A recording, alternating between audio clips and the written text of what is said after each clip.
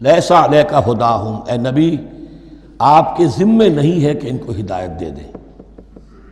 آپ کی یہ دیکھیے علیکہ ذمہ داری ہو جاتی ہے، فرض۔ لام لکا یہ ہو جاتا ہے کسی کے حق میں۔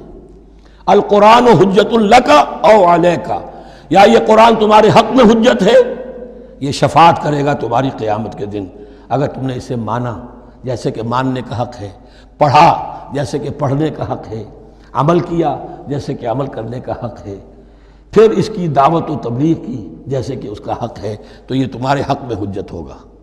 اور اگر تم نے اس کے حقوق ادا نہ کیے، یہ تمہارے خلاف مدعی بن کر کھڑا ہو جائے گا۔ القرآن حجت لک او علیک، یہ تم پر آئے گا وبال۔ اے اللہ یہ بدبخت مجھے مانتا تھا کہ میں تیرا کلام ہوں، پڑھتا نہیں تھا، مجھے پڑھتا تھا تو جیسے کسی طوطا مینا کو، جو مولانا ماہر قاضی کی نظم ہے، کچھ بول سکھائے جاتے ہیں، رٹائے جاتے ہیں، اس طرح پڑھایا جاتا ہوں اور اس طرح سکھایا جاتا ہوں، وہ اس طریقے سے پڑھ رہے ہیں، کچھ پتہ نہیں۔ 1-2 روپے کا اخبار لائیں گے تو سمجھ کر پڑھیں گے، اللہ کی کتاب کو سمجھ کے پڑھنے کی ضرورت نہیں۔ پڑھا تو عمل نہیں کیا بدبخت نے۔ ما آمن بالقرآن من استحل محارمہ، تو لام اور علا کا یہ استعمال ذہن میں رکھیے۔